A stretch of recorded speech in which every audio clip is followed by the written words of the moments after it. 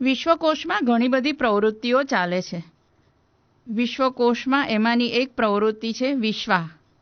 વિશ્વા અંતર્ગત બહેનોની પ્રવૃત્તિ ચાલે છે. 2 વર્ષ પહેલાં એમાં વાર્તા સ્પર્ધાનું આયોજન કરવામાં આવ્યું હતું અને 82 બહેનોએ ભાગ લીધો. એ 82 વાર્તાઓમાંથી 66 વાર્તાઓની પસંદગી થઈ અને એનું પ્રકાશન કરવામાં આવ્યું વાર્તા વિહારના નામે. આની વાત ધીરુબેન પટેલે એમના લેખ સાકાર સ્વપ્નમાં કરી છે, જેને સ્વર આપ્યો છે શ્રી જસુભાઈ કવિએ. સાહિત્ય સાકાર સ્વપ્ન. સાકાર સ્વપ્ન.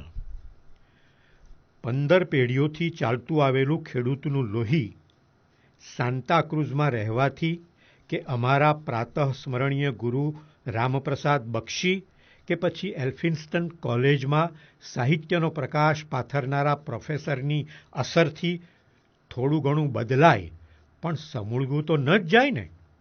એટલે મને ક્યારેય હું એકલી જ લખવા વાંચવાનો આનંદ માણું તેથી સંતોષ ન થાય. આખું ખેતર લીલું છમ અને પવનથી લહેરાતું જોવાની કેવી મજા પડે. વળી મંદિરમાંથી પ્રસાદ લઈને ઉતરતા બધાને થોડો ઘણો વહેંચ્યા વગર આપણાથી બધો તો ન જ ખાઈ જવાય ને. આવા અનેક વિચારોથી પ્રેરાઈને મેં આ દિશામાં પગલાં માંડ્યા અને પ્રભુ કૃપાથી મુંબઈથી અમદાવાદ રહેવા આવવાનું થયું. તોય અટક્યા નહીં. દિવંગત વિદ્વાન ધીરુભાઈ ઠાકરે માંડેલો અને ડૉક્ટર કુમારપાળ દેસાઈએ કુશળતાથી ચાલુ રાખેલો જ્ઞાન યજ્ઞ ગુજરાત વિશ્વકોશ ટ્રસ્ટ એની વિશાળ ઇમારત અને વિવિધ વિદ્વાનોની એકધારી તપસ્યાને કારણે રણમાં મીઠી વીરડી જેવો મને આકર્ષતો હતો. એમાં જ આશ્રય મળ્યો અને મારી કલમની સાથે સાથે બીજી અનેક કલમો કાર્યરત થઈ શકે એવો માહોલ રચાયો. મને ઘણા વખતથી થતું હતું કે સુશિક્ષિત મધ્યમવયી મહિલાઓના જીવનમાં લગભગ અડધે રસ્તે પહોંચ્યા પછી એક ખાલીપો સર્જાય છે, તે દૂર થવો જોઈએ. કુમારપાળભાઈએ એ દિશામાં કંઈક કરવાની મને છૂટ આપી અને વિશ્વકોશના વડલાને એક વિશ્વા એ નામની નાની સરખી વડવાઈ ફૂટી. એ વિશ્વા દ્વારા યોજાયેલી વાર્તા લેખનમાં 82 બહેનોએ ભાગ લીધો અને મારી છાબડી છલકાવી દીધી. એમનો આભાર માનવા હું બીજું તો શું કરી શકું. એ નીવડેલી તેમજ નવોદિત કલમોએ સર્જેલા સાહિત્યને ગ્રંથાકારે મૂકી શકાય તો કેવું સારું. પણ હું જાણતી હતી કે આ વિશ્વના ગજા બહારની વાત છે. પછી સાંભળ્યા મારા નવા પ્રકાશક ઝેન ઓપસ. એમને કાને વાત નાખી જોઈ. અલબત્ત કુમારપાળભાઈની રજા અને શુભેચ્છા પૂર્વક જ. અને કમાલ થઈ. મારું સ્વપ્ન સાકાર થયું. મારે જેવું જોઈતું હતું એવું જ પુસ્તક મેળવવા માટે એક તો દ્રવ્યની જરૂર પડે, બીજી જરૂર પડે અત્યંત કાળજીપૂર્વક, શ્રમપૂર્વક અને દ્રષ્ટિપૂર્વક થયેલા સંપાદનની. આ બંને માગણીઓ માતા સરસ્વતીના આશીર્વાદથી ઝેન ઓપસની ટીમ દ્વારા પૂરી થઈ. હવે તમારો વારો. વાર્તા વિહાર તમારી સમક્ષ સાકાર રૂપે હાજર થાય છે. તમે શું કરશો? આમ તેમ જોઈને કે પછી વાંચીને બાજુમાં મૂકી દેશો? ના, એવું ન કરતા. જે હેતુથી આ પ્રકાશન થયું છે એનો આદર કરજો અને સૌ પોતપોતાની રીતે એને આગળ ધપાવજો.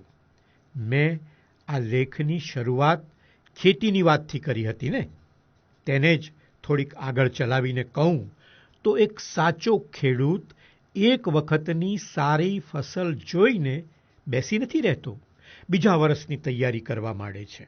ખેતીનું કામ તો પેઢી દર પેઢી વર્ષો વરસ ચાલતું જ રહે છે.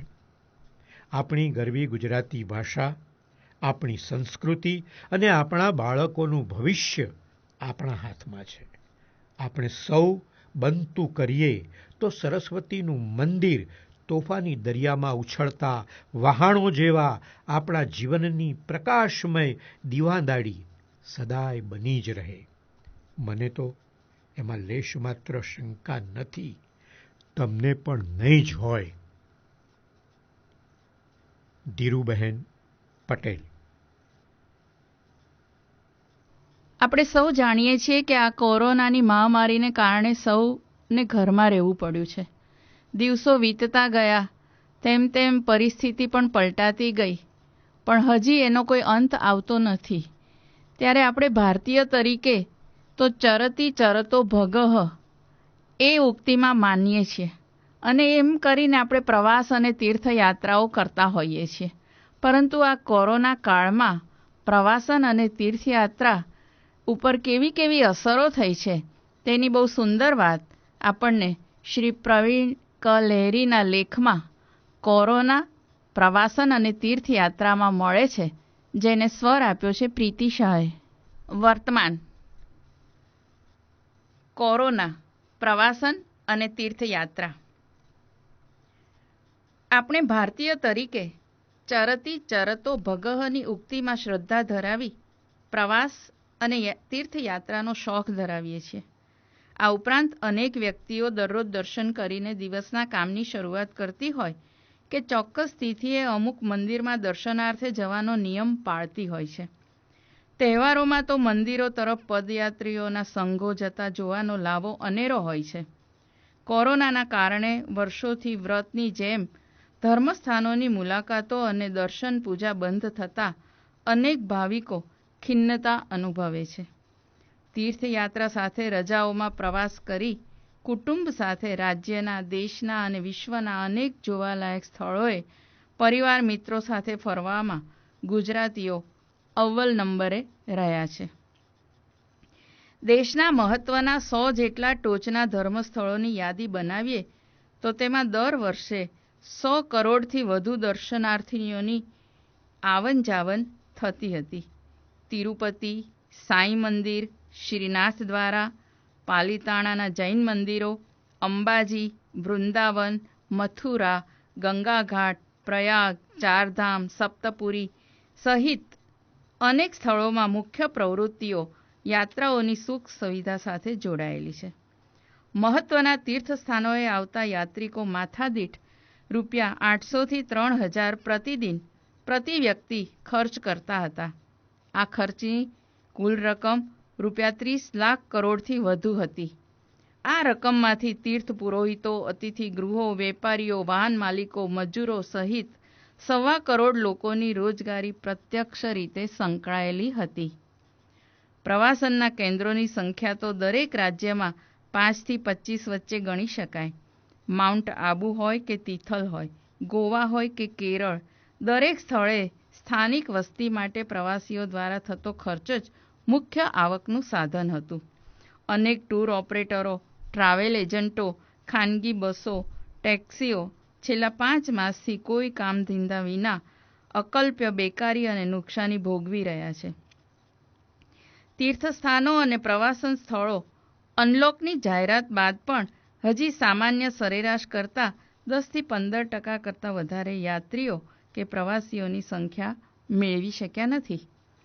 આ સ્થળોનું સ્થાનિક અર્થતંત્ર અસ્તવ્યસ્ત થયું છે અને સાથે સાથે આ અંધારી ગુફામાંથી ક્યારે બહાર નીકળશું એનો અંદાજ પણ નથી. સર્વત્ર ચિંતા અને ભયનું સામ્રાજ્ય ફેલાયું છે.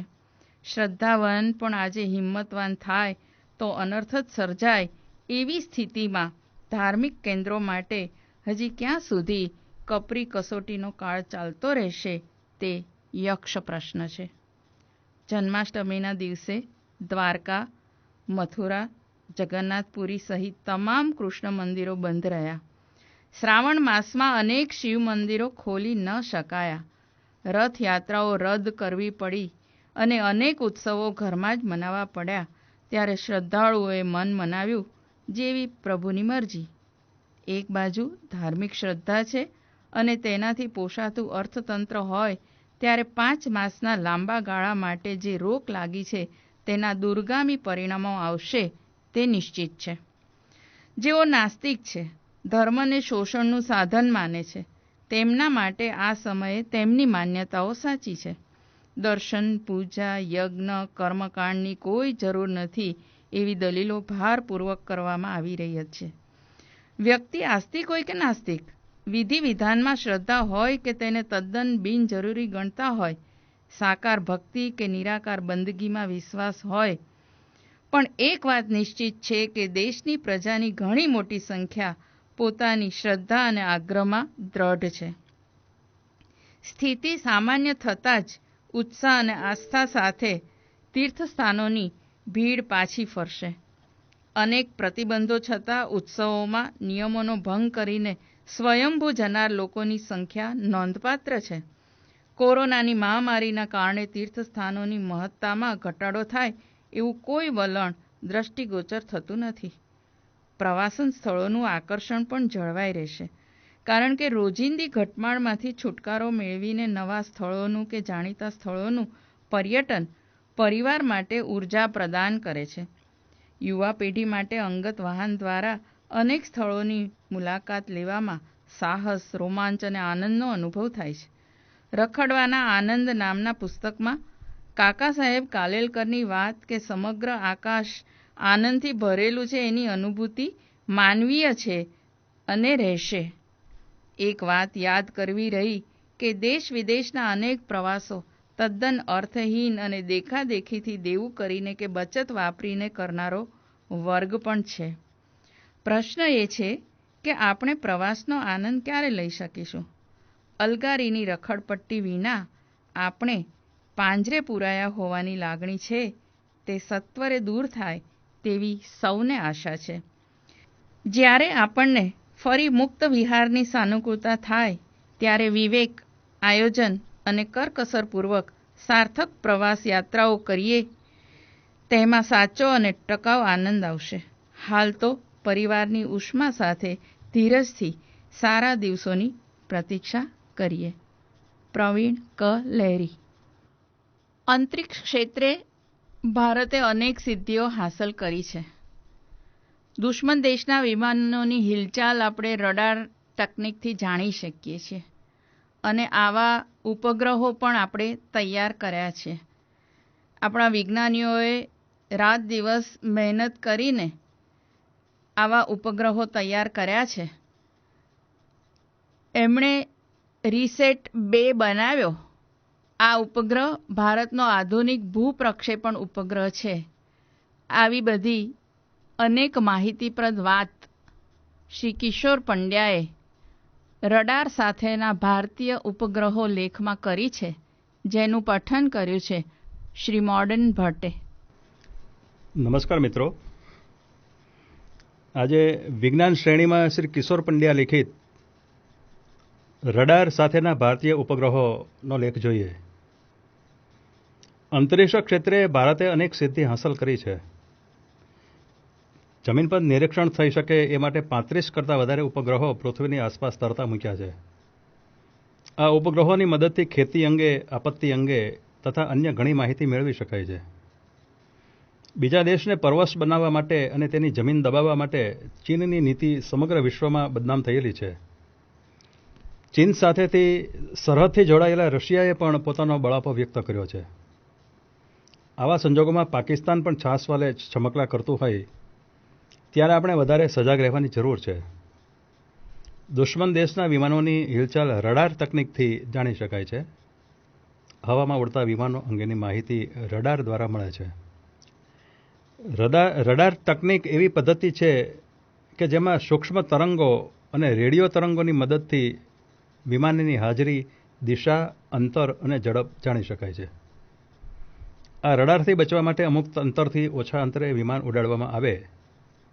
આથી રડાર તકનિક સાથેનો ઉપગ્રહ અંતરિક્ષમાં ફરતો કરીને માહિતી મેળવવાનો ઉપાય કારગત નીવડ્યો છે. પડોશી દેશ સરહદ પર કયા પ્રકારની હિલચાલ કરે છે એ જાણી શકાયું છે. આપણા ધ્રુવીય રોકેટ ઉપગ્રહ વાહન એટલે કે PSLV C-46 દ્વારા 22 મે 2019ના રોજ સવારે 5:30 કલાકે સતીશ ધવન અંતરિક્ષ કેન્દ્ર શ્રી હરિકોટાથી ઉપડ્યા બાદ લગભગ 15 મિનિટમાં 615 કિલોગ્રામ વજન ધરાવતો રીસેટ 2B સફળતાપૂર્વક તેની ભ્રમણ કક્ષામાં ફરતો થઈ ગયો. તે પૃથ્વીથી સરેરાશ 576 કિલોમીટરની ઊંચાઈએ ભ્રમણ કરી માહિતી મોકલી રહ્યો છે. આ ઉપગ્રહના કાર્યકાળનો સમય 5 વર્ષનો અંદાજવામાં આવ્યો છે. આપણું ઉપગ્રહ લઈ જનારું વાહન એટલે કે PSLV અત્યાર સુધીમાં 50 કરતાં વધારે વખત અંતરિક્ષમાં ઉપગ્રહો ગોઠવવાની કામગીરી કરી ચૂક્યું છે.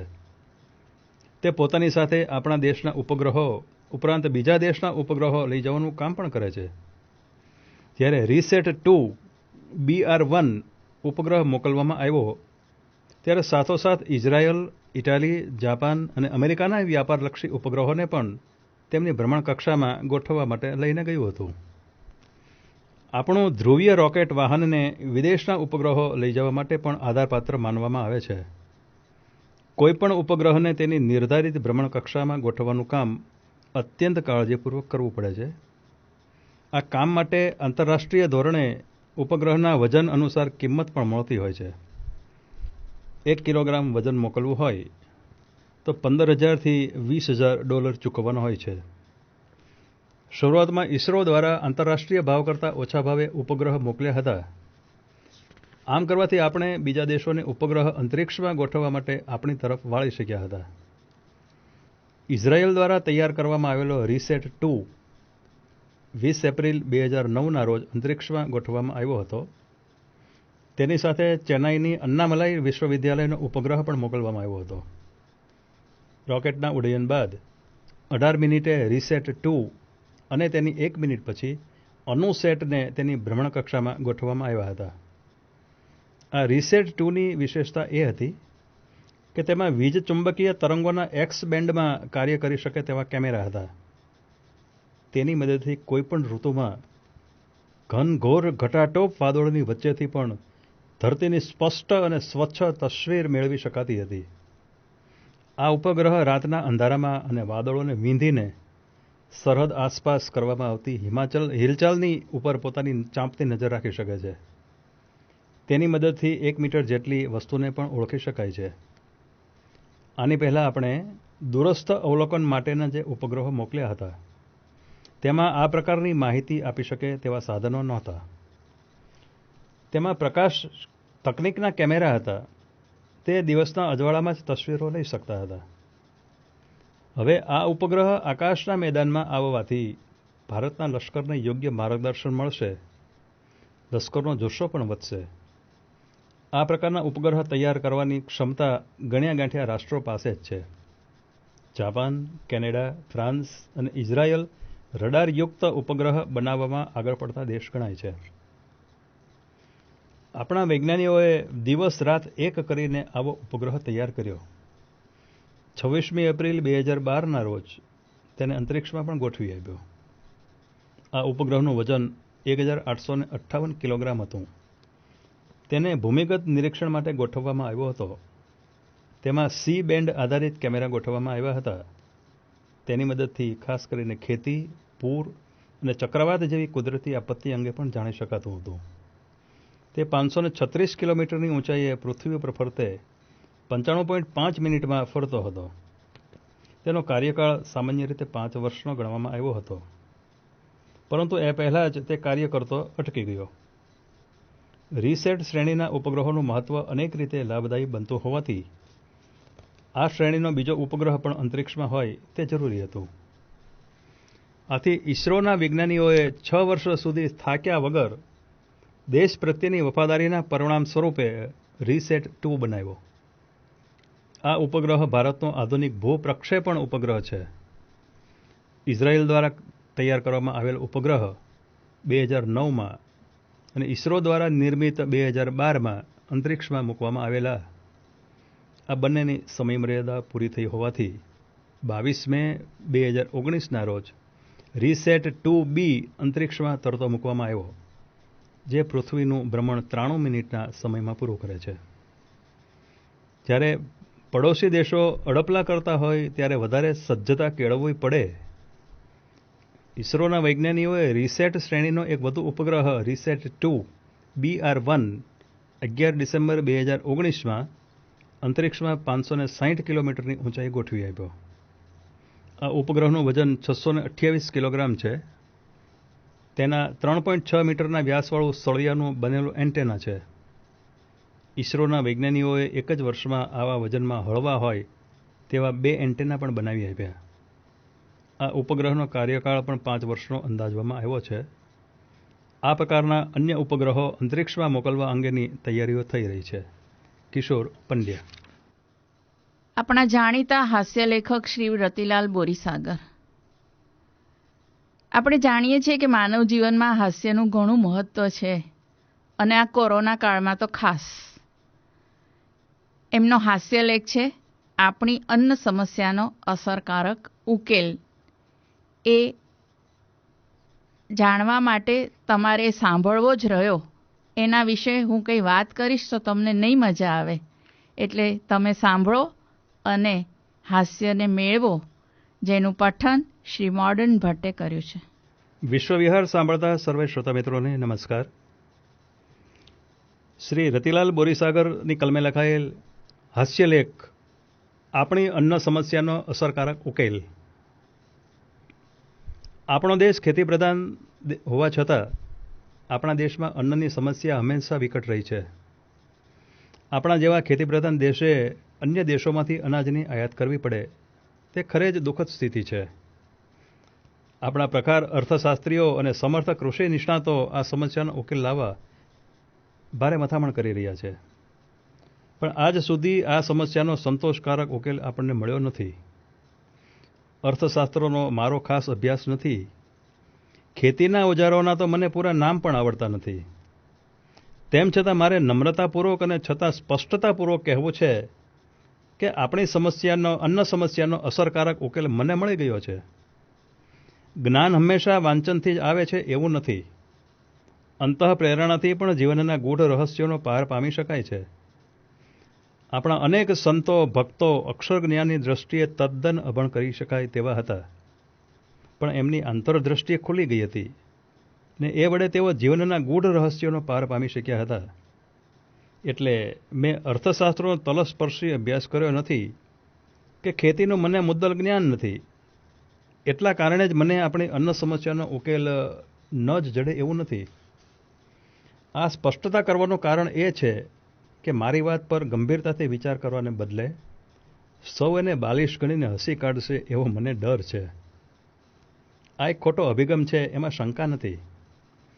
આપણા એક પ્રખર ચિંતકે એવી મતલબનું કહ્યું છે કે મોટા માણસની વાત એ વાત મોટા માણસે કહી છે એ જ કારણથી માની લેવી એ જેમ બરાબર નથી, તેમ નાના માણસની વાત એ વાત નાના માણસે કહી છે એ જ કારણથી ન માનવી તે પણ બરાબર નથી. મારે પણ આ જ કહેવું છે. હું જે ઉપાયો સૂચવવાનો છું તે દેશના કોઈ પ્રખર અર્થશાસ્ત્રીએ કે સમર્થ કૃષિ નિષ્ણાતે નથી સૂચ્યો. એ કારણથી જ એ ઉપાય ઉપર ગંભીરતાથી વિચાર ન કરવો એ વલણ બરાબર નથી. આ વાત એક અજાણ્યાને નાના માણસે કરી છે એ વાત ઘડીભર ભૂલી સૌ એના પર ગંભીરતાથી વિચાર કરે એટલી જ મારી અપેક્ષા છે. કોઈપણ સંશોધક આટલી અપેક્ષા રાખે એ સ્વાભાવિક છે. મને વિશ્વાસ છે કે મારી વાતને હસી કાઢવાને બદલે એના પર ગંભીરતાથી વિચાર કરવામાં આવશે તો રાષ્ટ્રની એક અતિ વિકટ સમસ્યાનો આપણે ટૂંક સમયમાં જ ઉકેલ લાવી શકીશું. ઉપાય સાવ સાદો ને સરળ છે, ઉપરાંત રસ પડે તેવો છે. માત્ર આટલું જ કરવાનું. દેશના બધા લોકોને ચા પીતા ખૂબ ખૂબ ચા પીતા કરી દેવાના. સૌ જ્યારે નવરા પડે ત્યારે ચા પીધા જ કરે એવા વાતાવરણનું નિર્માણ કરવાનું. તમે હસવા ન માંડો, મારી વાત પૂરી તો સાંભળો.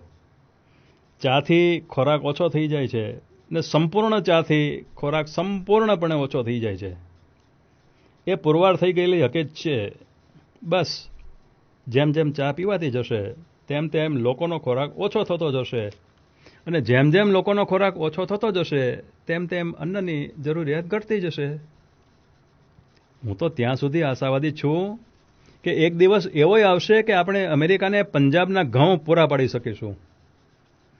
આપણે આ માર્ગે અન્નની સમસ્યાના ઉકેલ લાવવામાં સફળ થઈશું તો વિશ્વના અન્ય દેશો પણ આ માર્ગને અનુસરશે ને પરિણામે દેશની જ નહીં વિશ્વની અન્ન સમસ્યા પણ હલ કરી શકાશે.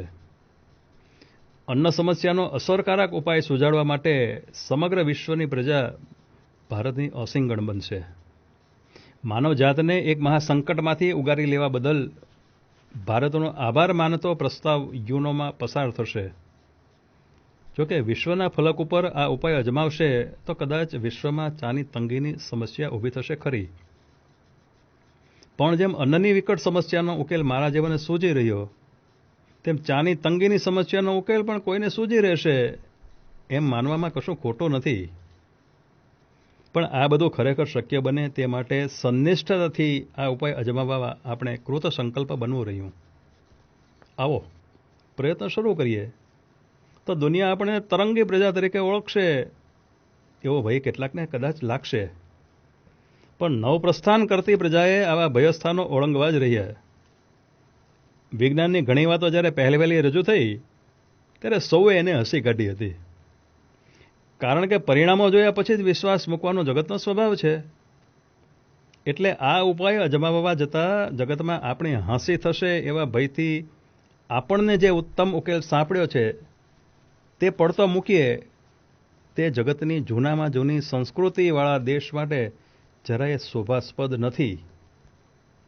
અને ધારો કે આમાં આપણે નિષ્ફળ ગયા તો જે પરિસ્થિતિ આજે છે તેમાં વધુ બગાડો થવાનો નથી જ. એટલે થશે તો સમગ્ર પ્રજાને તારી દેનારો લાભ થશે, નહીં તો નુકસાન તો કશું થવાનું નથી. હા, કદાચ આ યોજના પાછળ કરેલો ખર્ચ એળે જાય ને જગતમાં આપણી થોડી હાંસી થાય એ ખરું. પણ પોતાના પ્રાણ પ્રશ્નના ઉકેલ માટે દેશે આટલું ખમવા તો તૈયાર રહેવું જ પડે. રાષ્ટ્ર માટે આટલો ભોગ જરાય વધુ નથી. જો આ ઉપાયને પ્રયોગ ખાતર પણ અજમાવી જોવાનું નક્કી કરીએ તો એનું આયોજન કેવું હોય તેની થોડી વાત પ્રસ્તુત બને છે. અલબત્ત એ કહેવાની ભાગ્યે જ જરૂર છે કે અહીં રજૂ કરેલું આયોજન તો કેવળ આછી રૂપરેખા રૂપે છે. આ અંગેની વિસ્તૃત યોજના ઘડવા માટે તો દેશના પ્રખર અર્થશાસ્ત્રીઓ, કૃષિ નિષ્ણાતો, શિક્ષણશાસ્ત્રીઓ અને અન્ય બુદ્ધિજીવીઓની મીટિંગ બોલાવવી જોઈએ અને લાંબા ગાળાનું દ્રષ્ટિપૂર્વકનું આયોજન વિચારવું જોઈએ. મારી દ્રષ્ટિએ આ સમગ્ર યોજનામાં નીચેના પગલાં વિચારવા જોઈએ. સૌ પ્રથમ તો ચા પીવાનું કાયદાથી ફરજિયાત કરવું જોઈએ. જે દેશમાં દારૂ પીવાની હિમાયત કરનારાઓનો તોટો નથી તે દેશમાં ચા પીવાની હિમાયત કરનારાઓ તો કરોડોની સંખ્યામાં મળી રહેશે એમાં શંકા નથી. કદાચ આ દેશમાં જ એવો કાયદો હશે જે પસાર થતાં જ લોકો હર્ષોલ્લાસ વ્યાપી જશે. આ કાયદો અમલમાં આવશે તે દિવસે લોકો ભવ્ય ઉત્સવ મનાવશે. ચાની મોટી મોટી મહેફિલો થશે અને કાયદો અમલમાં આવવાના પહેલા જ દિવસે દેશમાં લાખો ગેલન ચા પીવાઈ જશે. ચાનું વાતાવરણ દેશભરમાં છવાઈ જશે. પછી સસ્તા અનાજની સરકાર માન્ય દુકાનોની જરૂર નહીં રહે. એને બદલે સસ્તી ચાની સરકાર માન્ય દુકાનો ખોલવી પડશે. ચાની ભૂકીના ભાવમાં પણ સારો એવો ઘટાડો કરવો પડશે. ચાના ભાવમાં ઘટાડો કરવો પડશે. ચાના ભાવમાં ઘટાડો કરવાનું તાત્કાલિક ન બની શકે તો સરકારે ચાની ખરીદી ઉપર સબસિડી તો આપવી જ જોઈએ. ઘેર ઘેર ચાના બગીચા ઉગાડી શકાય તેવી પરિસ્થિતિનું નિર્માણ કરવા નિષ્ણાતોને દિવસ રાત સંશોધન કાર્યમાં લગાડી દેવા જોઈએ. આપણા નિષ્ણાતોને આ માટે પરદેશ મોકલવાની ને પરદેશથી નિષ્ણાતોને અહીં બોલાવવાની વ્યવસ્થા વિચારવી જોઈએ.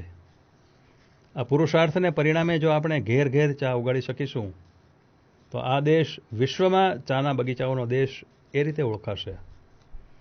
આપણી સમૃદ્ધિનો પાર નહીં રહે ને એક દિવસ આપણે એટલા બધા સમૃદ્ધ બની જઈશું કે પછી કદાચ ચા પીધા કરવા સિવાય આપણે કશું કરવા પણ નહીં રહે.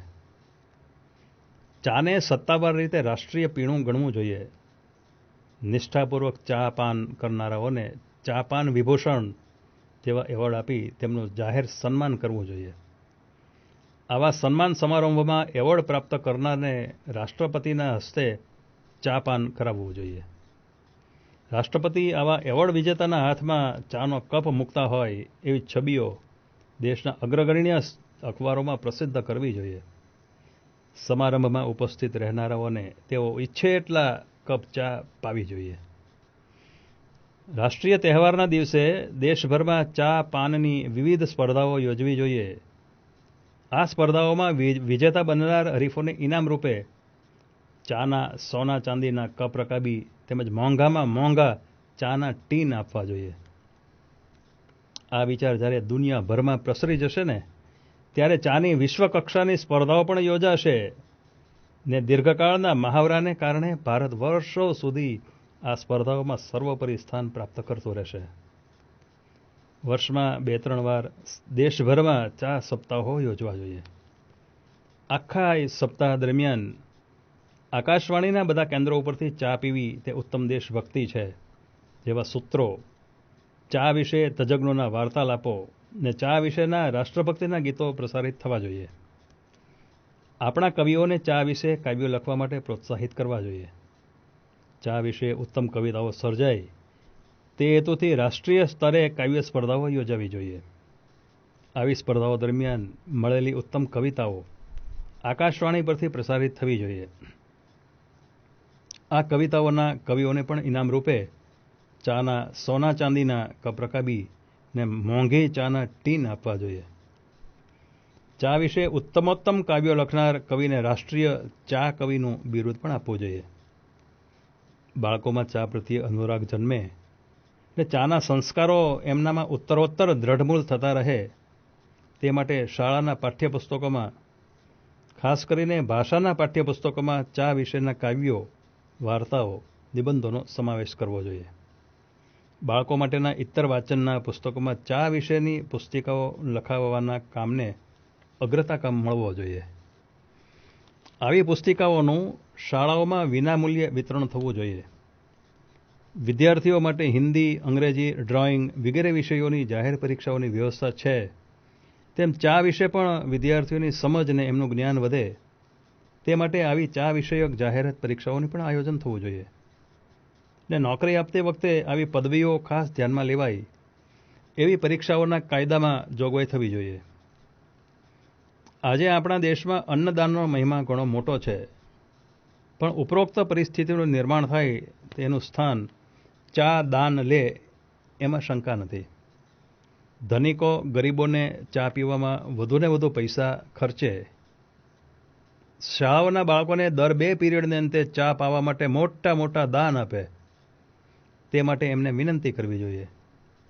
ગરીબ લોકોને ચા મફત મળી રહે તે માટે આવા ધનિકો પોતાના માતા પિતાની સ્મૃતિમાં ચાની પરબો બંધાવે એ માટે એમને પ્રોત્સાહિત કરવા જોઈએ.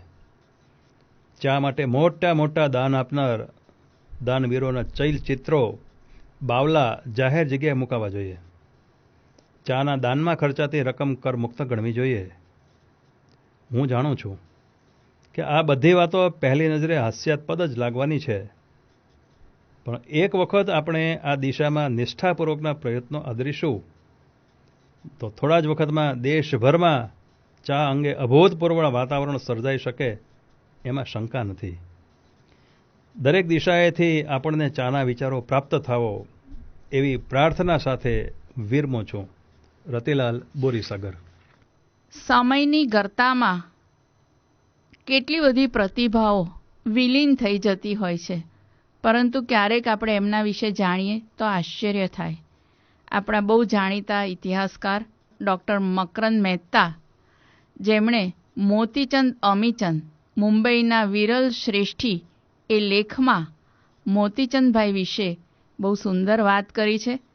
એટલું જ નહીં, એ લેખ સાંભળતા એ સમયે કેવો સમય હતો એની છબી પણ તમને આ લેખમાંથી મળશે, જેને સ્વર આપ્યો છે ડૉક્ટર અલ્પા શાહે. પ્રતિભા. મોતીચંદ અમીચંદ મુંબઈના વિરલ શ્રેષ્ઠી. મોતીચંદ ઉર્ફે મોતી શાહ અમીચંદ મુંબઈના સુવિખ્યાત વેપારી અને દાનેશ્વરી હતા. તેઓ વિશા ઓશવાળ જૈન હતા.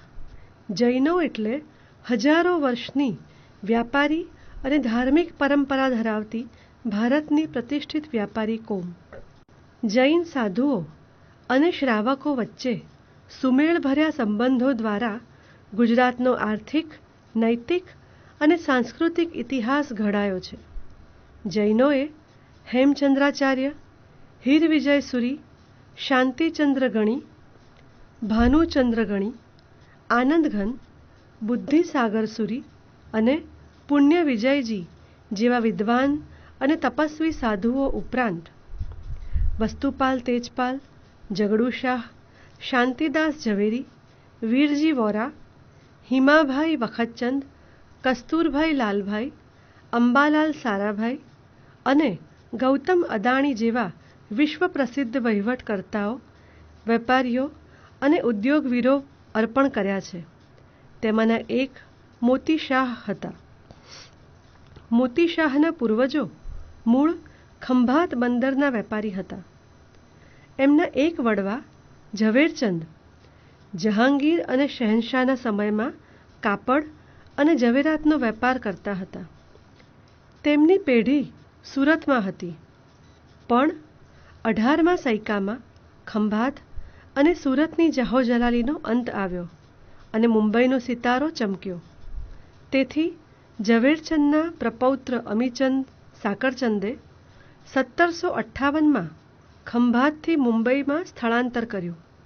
મોતી શાહનો જન્મ 1782માં મુંબઈમાં થયો હતો. મુંબઈ એટલે પચરંગી નગર, આંતરરાષ્ટ્રીય બંદર.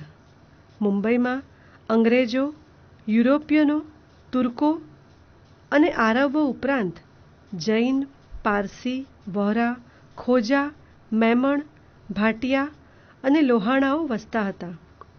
તેઓ ગુજરાતી હતા. મોતીચંદ મુંબઈના કોસ્મોપોલિટન વાતાવરણમાં ઉછર્યા અને તેમના પિતા અમીચંદ અને વડીલ બંધુઓ નેમચંદ અને દેવચંદના અનુભવોનો લાભ મળ્યો. પુખ્ત વયના થતાં મોતીચંદે કાપડ અને ઝવેરાતનો વેપાર વધાર્યો, પણ એમને એટલેથી જ સંતોષ ના થયો.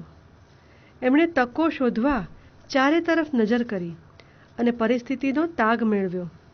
તેમણે જોયું કે હોર્મસજી વાડિયા 1772થી 1826 અને જમશેદજી જીજીભાઈ બેરોનેટ 1783થી 1859 જેવા પારસીઓ જહાજોના માલિક છે અને હિન્દી મહાસાગરને વીંટળાયેલા દેશો સાથે વેપાર કરીને અઢળક દ્રવ્ય કમાઈ રહ્યા છે.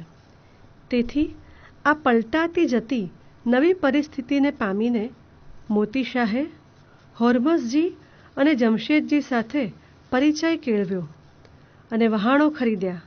કાપડ અને ઝવેરાતના ધંધામાંથી જહાજી ક્ષેત્રમાં પલટાવવું તે નવાચારી ઓન્ટ્રપ્રેન્યુઅલ પગલું હતું. મોતી શાહ 9 વહાણોના માલિક હતા. તેમના વહાણો ઇસ્ફહાન, બંદર Abbas, Muscat, Eden, Mokha, Socotra, Zanzibar, કિલ્વા અને બોમ્બાસા જેવા હિન્દ મહાસાગર પર આવેલા બંદરોમાં ઘૂમતા હતા.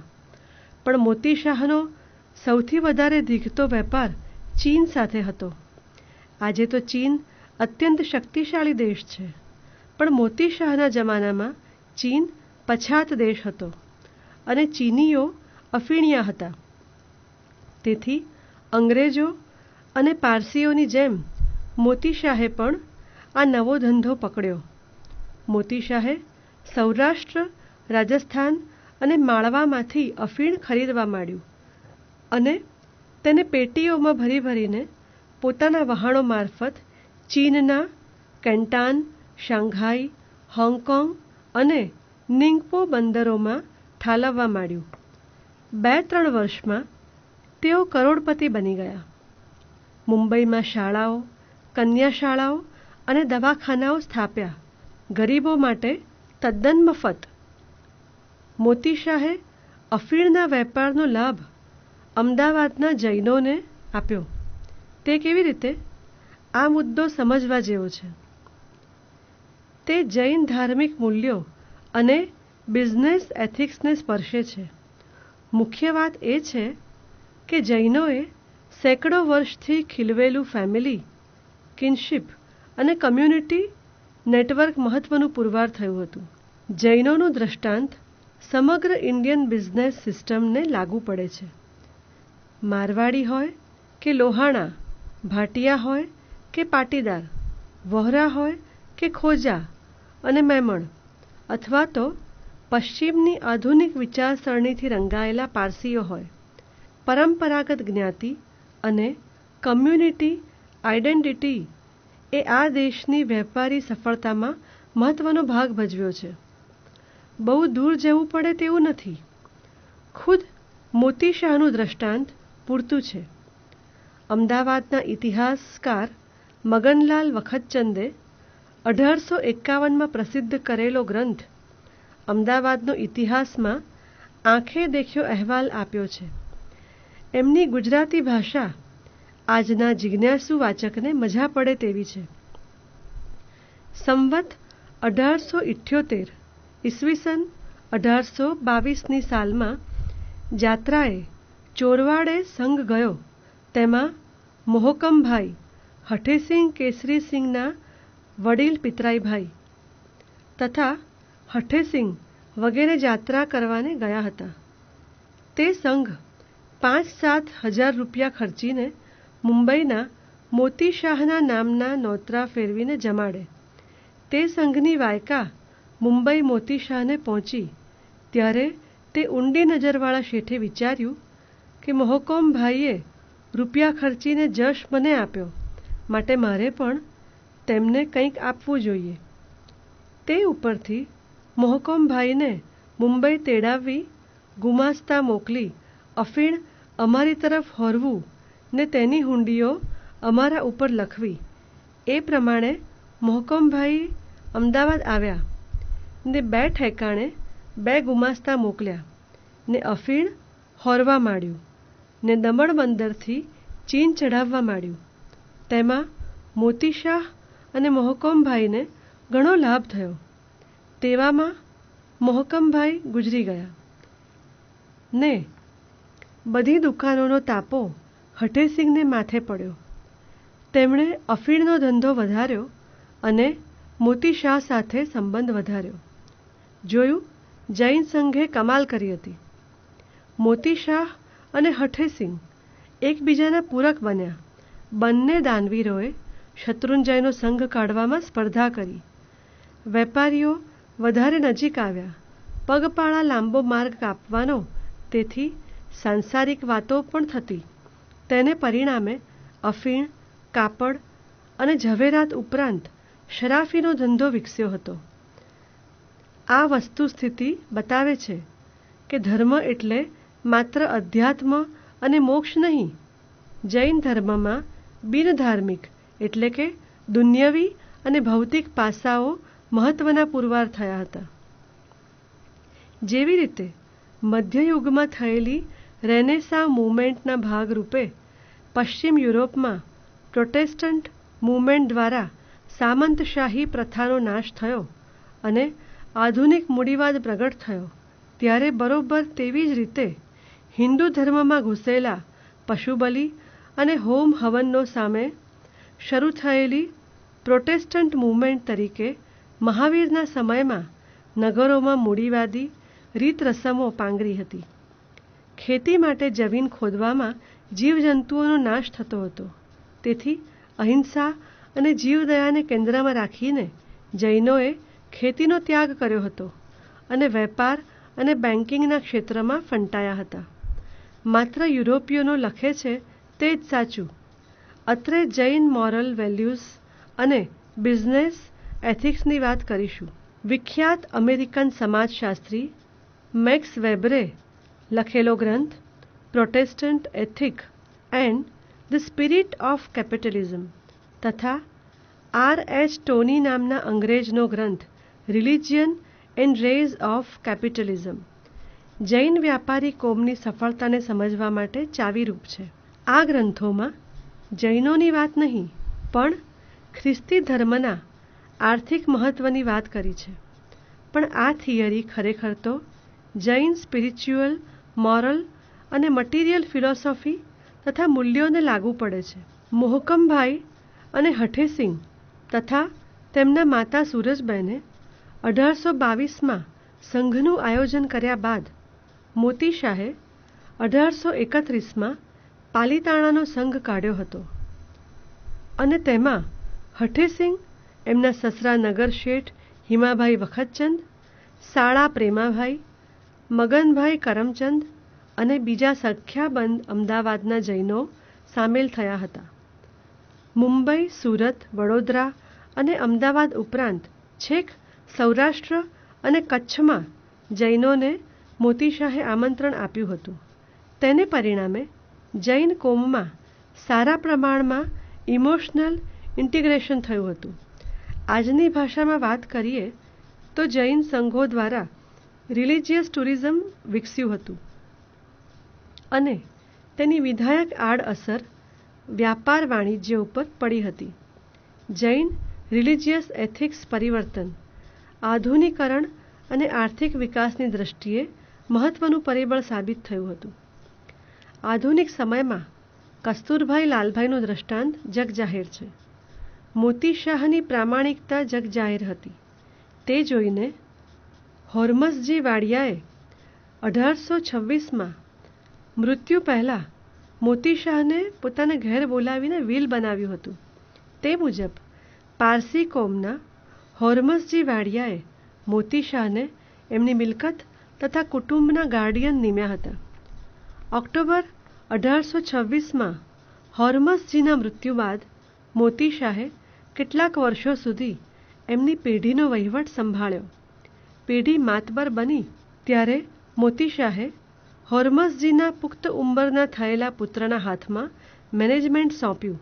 ઇતિહાસમાંથી આવા બહુ ઓછા દ્રષ્ટાંત પ્રાપ્ત થાય છે.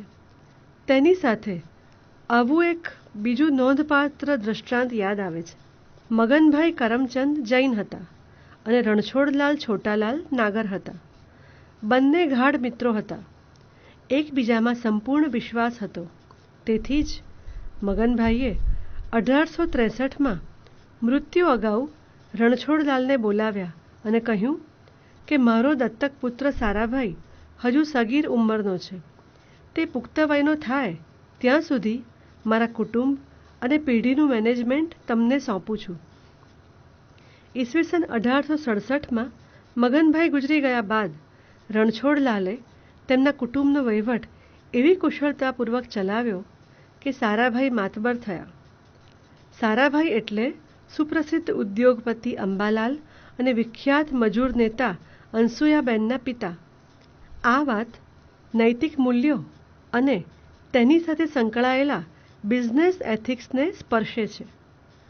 પારસીઓની જેમ જૈનોની ધાર્મિક ઓળખ મજબૂત હોવા છતાં જૈનો જૈનેતર લોકો સાથે ભળ્યા છે અને તમામ કોમો માટે સાર્વજનિક દાનો આપ્યા છે.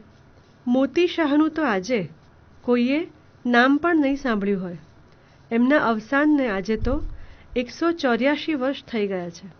પણ એટલું જરૂર છે કે તે એક મોટા ગજાના વ્યાપારી અને દાનેશ્વરી હોવા ઉપરાંત શ્રદ્ધાળુ જૈન હતા. રતનજી ફરામજી વાછા નામના પારસી લેખકે 1872માં પ્રસિદ્ધ કરેલા ગ્રંથ મુંબઈનો બહાર માં પારસી લઢણમાં જે લખ્યું છે તે ટાંકીને આ લેખ સમાપ્ત કરીશું. ભાષા પારસી ગુજરાતી છે. પારસીઓમાં જેવી રીતે મરહૂમ જમશેદજી જીજીભાઈ બારોનેટનું નામ મશહૂર છે તેવી રીતે મોતી શાહ શેઠનું નામ હિન્દુ અને જૈનોમાં મોહટું છે. સકર્મીપણાની સારી સોચના આ શેઠિયાએ એવી રીતે સંઘરી રાખેલી કે દરરોજ સહવારને પરોઢિયે અનાજ ભરેલો ધાતુનો એક વાટકો અને તેની સાથે કંઈક રૂપા નાણાંની દક્ષિણા હાથમાં લઈને ઓટલા પર આવી ઊભા રહેતા. ગરીબોને દાન આપ્યા પછી જ બીજે કામે વળગતા હતા. સકર્મી સપૂત જાણવો હોય તો આ લાયકીવાલા શેઠ મોતીચંદ કરતાં બીજો ભાગ્યશાળી કોઈને કદાચ જ મળી આવશે. એમણે પાલીતાણામાં સરાવક લોકો અને તેમના ગોરજીઓના ઉતારા માટે રૂપિયા 86,000 ખર્ચીને સંવત 1887 એટલે કે ઈસવીસન 1831ની સાલમાં એક મુસાફરખાનું બાંધી આપે એવું હતું. આ સરીમંત શેઠિયો સંવત 1892ના ભાદુઆ સુધી એક ને રવિવારે 54 વર્ષની ઉંમર મોટી હોર્મત તથા જાહોજલાલી સહિત ગુજરીને સદા અખઈ રહેવા માટે વૈકુંઠ તરફ સિધારેલા. તેના અવસાનના સમાચાર સાંભળીને બધી કોમોના માણસો કહેવા લાગ્યા કે અમારો આધાર અને પુણ્યાત્મા ચાલ્યો ગયો. લેખક ડૉક્ટર મકરંદ મહેતા. રોજે રોજ વિશ્વકોશ. રોજે રોજ વિશ્વકોશ એ દ્વારા ઓનલાઈન જુદી જુદી માહિતી આપવાનો અમે ઉપક્રમ રાખ્યો છે. 11મી જૂને શરૂ થયેલા રોજે રોજ વિશ્વકોશ નામના વિભાગમાં પ્રતિદિન ફેસબુક પેજ, ફેસબુક એકાઉન્ટ અને વોટ્સએપ પર આ સામગ્રી આપવામાં આવે છે. જેમાં આજનો વિચાર એ વિભાગમાં વર્તમાન સમયમાં ઉપયોગી એવું ચિંતન, પ્રસંગમાધુરી અને કોઈ પ્રેરક પ્રસંગ અને આજના દિવસનો ઇતિહાસ, એમાં જે તે દિવસ અગાઉ બનેલી ઘટના લેખવામાં આવે છે. ગુજરાત વિશ્વકોશે અને બાળ વિશ્વકોશના જુદા જુદા ખંડોમાંથી પણ લોકોપયોગી માહિતી રજૂ કરવામાં આવે છે, જેને વ્યાપક જનસમૂહ તરફથી આવકાર પણ મળ્યો છે. આપ પણ એનો લાભ લેતા જ હશો, લેજો. બીજું, દર મહિનાની 1લી તારીખે આનંદ વિહાર. ગુજરાત વિશ્વકોશ ટ્રસ્ટ દ્વારા આનંદ વિહાર નામનું બાળ કિશોરો માટેનું ઈ સામાયિક પ્રગટ કરવામાં આવી રહ્યું છે. દર મહિનાની 1લી તારીખે આ સામાયિક પ્રગટ થશે. એમાં બાળકોને વર્તમાન પ્રવાહોનો પરિચય મળે તેવા લેખો આપવામાં આવશે. માહિતી, વાર્તાઓ, ચરિત્રો, પ્રસંગો, વ્રત, તહેવારો, પ્રભાવશાળી વ્યક્તિઓ અને પર્યાવરણ અંગેની સામગ્રી આપવામાં આવશે.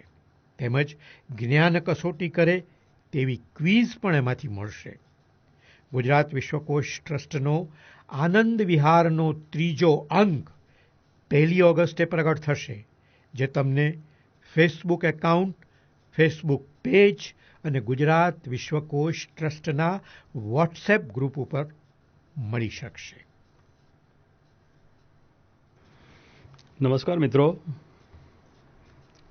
પ્રતિમાસ વિશ્વકોશમાં યોજાતા વૈવિધ્યસભર કાર્યક્રમોમાં એની માહિતી અને એના આગામી કાર્યક્રમો આપને આપવા જઈ રહ્યા છીએ અને તમામ કાર્યક્રમોમાં જોડાવાનું અમો નિમંત્રણ આપને આપીએ છીએ. મિત્રો, આપને કહેવાની કાંઈ જરૂર નથી કે આ તમામ કાર્યક્રમો આપ ઓનલાઈન પણ જોઈ અને સાંભળી શકશો.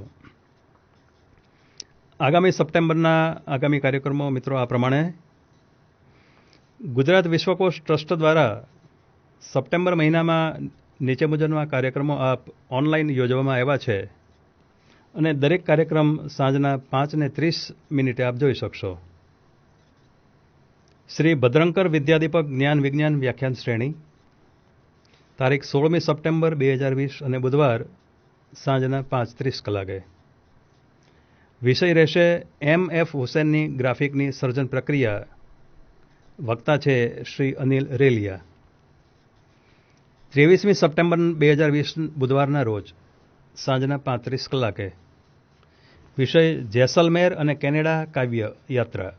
વક્તા શ્રી યોગેશ જોશી.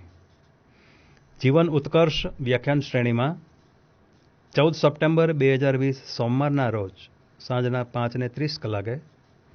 વિષય શારીરિક પડકારો અને જીવન ઉત્કર્ષ. વક્તા શ્રી જશુભાઈ કવિ. રસિકલાલ છ પરીખ વ્યાખ્યાનમાળા, તારીખ 26 સપ્ટેમ્બર 2020 અને શનિવાર. સમય સાંજના 5:30. વિષય લોકરંગ, લોકગીતોમાં કુટુંબ જીવન. વક્તા લોકગાયક શ્રી અરવિંદ બારોટ. શિક્ષણવિદ શ્રી કંચનલાલ પરીખ વ્યાખ્યાન શ્રેણીમાં 30મી સપ્ટેમ્બર 2020 અને બુધવાર. સમય સાંજના 5:30. વિષય છે ઉચ્ચ શિક્ષણના સંદર્ભમાં નવી શિક્ષણ નીતિ 2020. વક્તા છે ડૉક્ટર અનામિક શાહ. લેખક પર તહોમતનામું 12મી સપ્ટેમ્બર 2020 અને શનિવાર, સમય સાંજના 5:30. શ્રી કુમારપાળ દેસાઈના પુસ્તક પરમનો સ્પર્શના વિમોચન પ્રસંગે તહોમતનામું શીર્ષકથી હાસ્યરસના એક કાર્યક્રમનું પુનઃપ્રસારણ કરવામાં આવશે. આ કાર્યક્રમમાં લેખક પર તહોમતનામું મૂકવામાં આવ્યું છે, જેમાં સર્વશ્રી અમર ભટ્ટ, અર્ચન ત્રિવેદી, આશિષ કક્કડ, રતિલાલ બોરીસાગર, નિસર્ગ ત્રિવેદી તથા અન્ય કલાકારોએ ભાગ લીધો છે. આ કાર્યક્રમમાં ગુર્જર ગ્રંથરત્ન કાર્યાલયનો સહયોગ સાંપડ્યો હતો. ગુજરાત વિશ્વકોશ ટ્રસ્ટ. મિત્રો, આપ નીચે આપેલ વોટ્સએપના મોબાઈલ નંબર ઉપર અને વોટ્સએપમાં જોડાવા માટે મેસેજ પણ કરી શકો છો. વોટ્સએપ નંબર મિત્રો નોંધી લેશો: 9898042699. ફરીથી મિત્રો, ગુજરાત વિશ્વકોશ ટ્રસ્ટ સાથે જોડાવા માટે વોટ્સએપ નંબર નોંધી લેશો: 9898042699. આ નંબર ઉપર આપ મેસેજ કરીને અમારી સાથે ગુજરાત વિશ્વકોશ ટ્રસ્ટના તમામ કાર્યક્રમોમાં આપ જોડાઈ શકશો અને આ કાર્યક્રમો આપ ઓનલાઈન પણ માણી શકશો. નમસ્કાર મિત્રો.